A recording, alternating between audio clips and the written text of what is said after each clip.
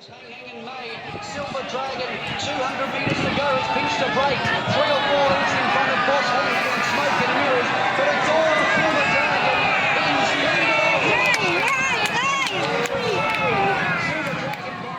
splendid. Today, we find ourselves at the Singapore Turf Club, a place where the adrenaline of horse racing has thrived for nearly 2 centuries.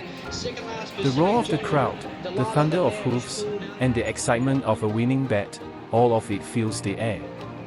This is the 2024 Queen Elizabeth II Cup. But this is not just any day at the races, it's one of the last. The racecourse is alive, but soon, these cheers will quiet, and the gates will close. The Singapore Turf Club, home to generations of racing enthusiasts, will soon host its final race, just 1 month from today. Many have come to bid farewell to a place that has witnessed countless stories of fortune and defeat, of tradition and change. For some, it's a family outing. For others, it's a final nod to a long-standing ritual.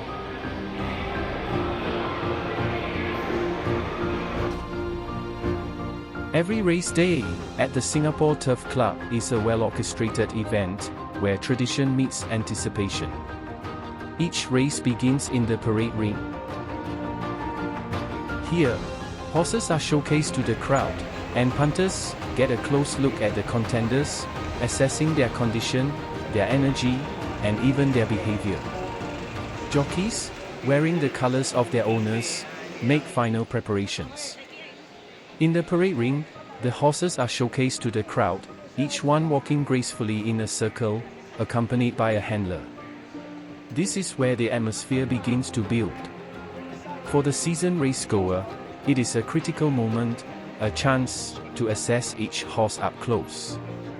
Observing their demeanor, fitness, and overall condition, they look for any sign that could indicate a potential winner. For the newcomers and families, it's a chance to admire these majestic animals up close, to feel their power and grace, to pick a favorite based on nothing more than a name, a color, or a gut feeling. It's a moment of connection, where the sport becomes personal, and the race becomes more than just a spectacle. As the horses complete their final lap in the parade ring, anticipation builds. The jockeys mount up, their focus sharpening. The crowd, now buzzing with excitement, makes its final bets.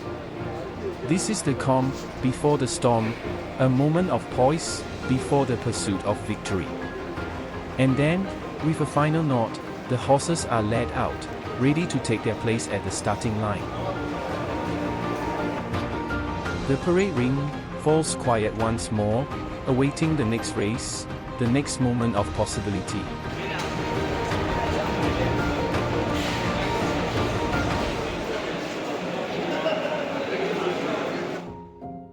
From the parade ring, the horses head to the starting gates. This is where nerves are tested, both for the jockeys and the horses. As they load into the stalls, there's a palpable tension, every second counts.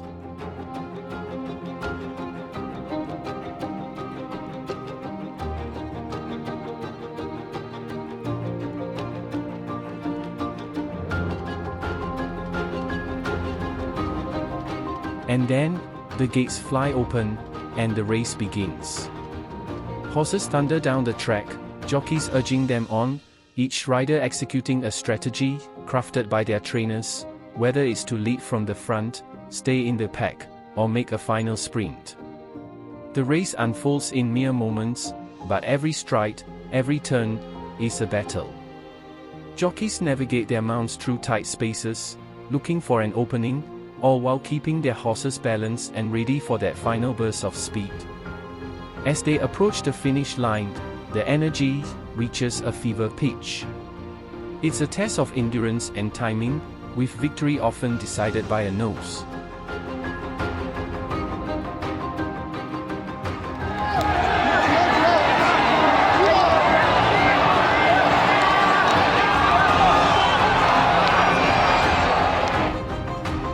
At the finish, one horse claims the glory, and the crowd roars in celebration or groans in defeat.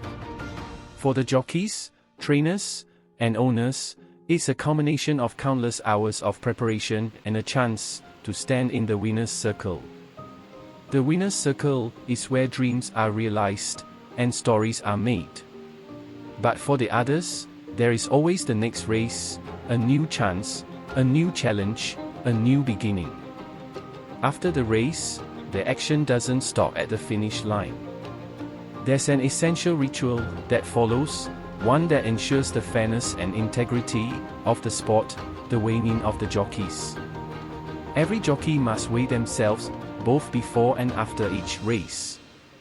It's a process that confirms they have ridden with the correct weight, a crucial factor in the fairness of the race. Carrying their saddles and equipment, jockeys step onto the scales. Their weight is checked against the declared weight they were assigned to ride with. This includes not just their own body weight, but also the weight of the saddle, gear, and any additional weights that may have been added to balance the horse's load. It may seem like a simple procedure, but even a few ounces can make a significant difference. If a jockey weighs in lighter than the declared weight, it could mean disqualification for their horse, and possibly severe penalties. Horse racing was introduced to Singapore by the British during the colonial era and remained one of the legal forms of gambling after independence. Horse racing was first held at today's Racecourse Road in Little India since the 1840s, and moved to Turf Club Road in Bukit Timah in 1933 before moving to its current Kranji location in 1999. At its prime, horse racing was a highly popular form of entertainment with the locals. Just take a look at the fully packed Bukit Timah Racecourse grandstand in those days. But beyond the excitement, there is a bittersweet reality. The racecourse, like many other beloved spots in our city, is making way for something new. Urban redevelopment is the pulse of Singapore, the force that shapes our skyline, our neighborhoods, our history. Progress is a powerful force. It brings growth, it brings change, but it also takes away. The familiar haunts, the places of comfort, gone for good. In their place, new landmarks, new spaces, and new stories waiting to be told. As we watch the final races here, there's a sense of gratitude for the memories, the traditions, and the moments that have been shared on these grounds. But there's also a sense of inevitability, a recognition that in a city like ours, change is the only constant. So, we say goodbye, not just to a place, but to a piece of our past. As we look toward the future, we carry with us the echoes of what was, even as we make way for what will be.